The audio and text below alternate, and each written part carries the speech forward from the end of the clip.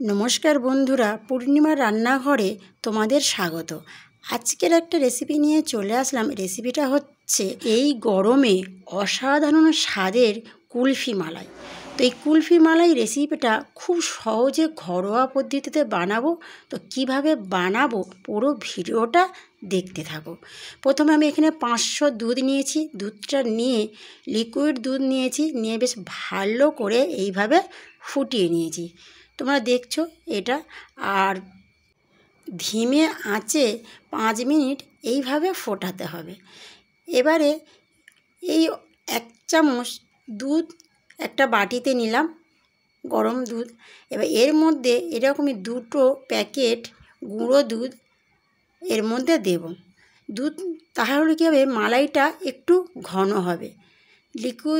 Liquid দুধটা বেশি ফোটায়নি, তাই এই গুঁড়ো দুধটা দিলাম। দিলে আরও কিন্তু স্বাদ হবে, আর এইটা আরও ঘন হবে। আর এই রেসিপিটা কিন্তু অনেক সহজ। ঘরোয়া রেসিপিতে খুব সহজে এই কুলফি মালাই বানানো যাবে।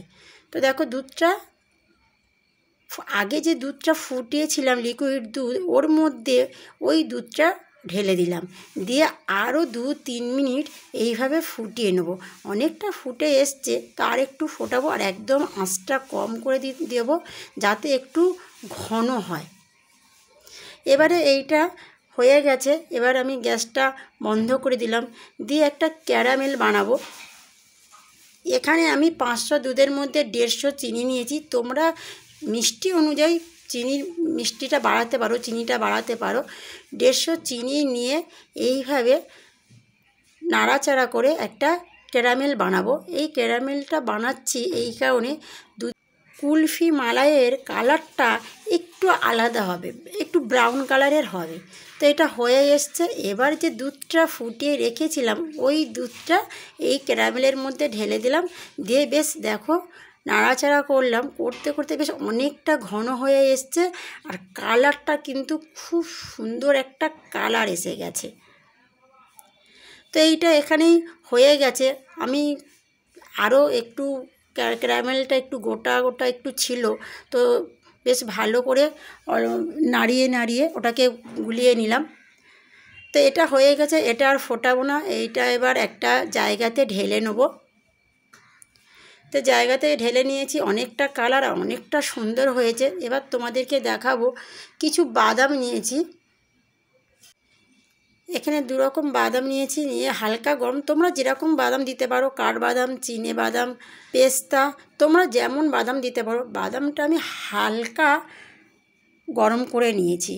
হালকা গরম করে নিয়ে এবার এটা আমি মিক্সি করে নিয়েছি। মিক্সিটা দেখছো, বেশি একদম পিনো করিনি, একটু হালকা গোটা রেখেছি। এবার এই বাদামটা দিয়ে এই দুধটা, ঘন দুধের মধ্যে ওই বাদামগুলো দিয়ে, আর দুধটা একটু তোমাদেরকে দেখাচ্ছি কতটা ঘন হয়ে গেছে।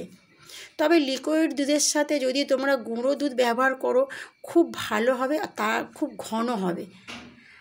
তো অনেকটা ঘন হয়ে গেছে। আর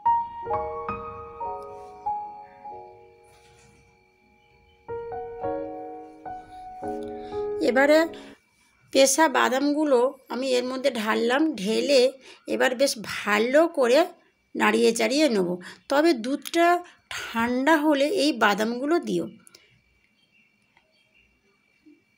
দুধটা ঠান্ডা হওয়ার পরে এই বাদামগুলো দিয়েছি। দিয়ে বেশ ভালো করে এইভাবে মাখিয়ে নেব। আর অনেকটা বাদামটা দেওয়ার পরে আরও অনেকটা ঘন হয়ে গেছে। এবারে কয়েকটা পাত্র আমি রেডি করেছি। তোমরা যে যেমন পাত্র রেডি করতে পারো, এইভাবে কয়েকটা পাত্র নিয়েছি। এবার এর মধ্যে ঢেলে দেবো।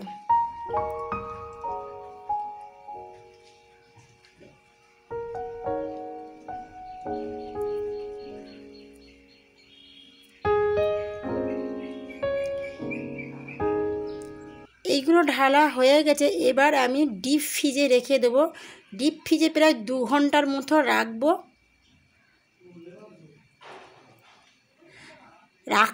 রাখার পরে এইবারে কাঠিটা দেব। আগে কাঠি দিলে কিন্তু কাঠি ঠিক হয়ে বসবে না, তাই 2 ঘন্টা ফ্রিজে রেখেছি। মানে বসার আগে হালকা অল্প বসেছে, বসার আগে এইবার কাঠিগুলো এইভাবে দিয়েছি। এইবারে ডিপ ফ্রিজে রেখে দেবো।